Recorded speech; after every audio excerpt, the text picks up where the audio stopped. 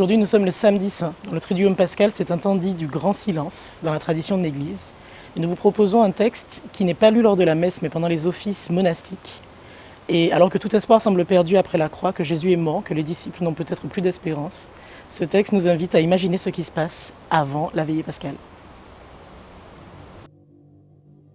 Que se passe-t-il? Aujourd'hui, grand silence sur la terre, grand silence et ensuite solitude, parce que le roi sommeille. La terre a tremblé et elle s'est apaisée, parce que Dieu s'est endormi dans la chair et il a éveillé ceux qui dorment depuis les origines. Dieu est mort dans la chair et le séjour des morts s'est mis à trembler. C'est le premier homme qu'il va chercher, comme la brebis perdue. Il veut aussi visiter ceux qui demeurent dans les ténèbres et dans l'ombre de la mort. Oui, c'est vers Adam captif, en même temps que vers Ève, captive elle aussi, que Dieu se dirige, et son Fils avec lui, pour les délivrer de leur douleur. Le Seigneur s'est avancé vers eux, muni de la croix, l'arme de sa victoire. Lorsqu'il le vit, Adam, le premier homme, se frappant la poitrine dans sa stupeur, s'écria vers tous les autres, « Mon Seigneur avec nous tous !» Et le Christ répondit à Adam, « Et avec ton esprit ?»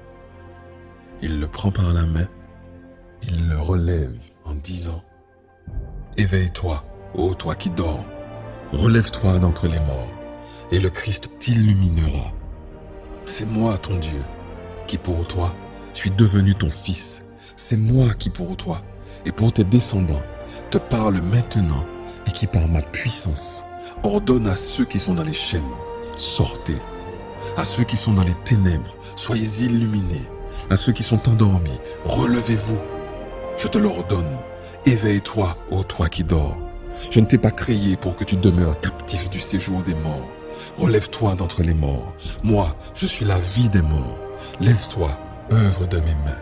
Lève-toi, mon semblable, qui a été créé à mon image. Éveille-toi, sortons d'ici, car tu es en moi et moi en toi. Nous sommes une seule personne, indivisible.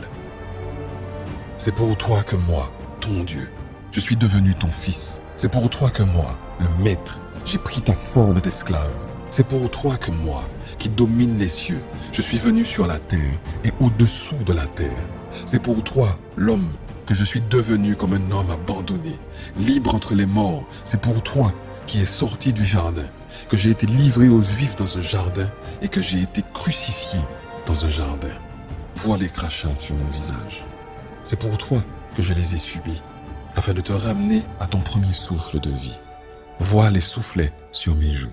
Je les ai subis pour rétablir ta forme défigurée, afin de la restaurer à mon image. Vois la flagellation sur mon dos, que j'ai subi pour éloigner le fardeau de tes péchés, qui pesait sur ton dos.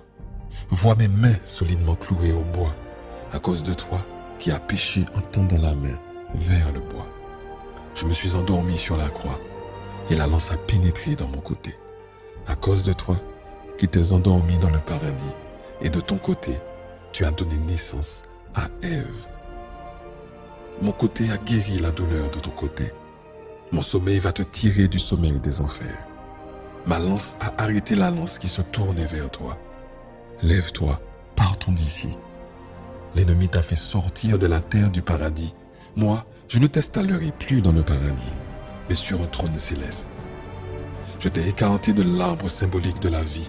Mais voici que moi, qui suis la vie, je ne fais qu'un avec toi. J'ai posté les chérubins pour qu'ils te gardent comme un serviteur. Je fais maintenant que les chérubins t'adorent comme un Dieu. Le trône des chérubins est préparé. Les porteurs sont alertés. Le lit nuptial est dressé. Les aliments sont apprêtés. Les tentes et les demeures éternelles le sont aussi. Les trésors du bonheur sont ouverts et le royaume des cieux est prêt de toute éternité.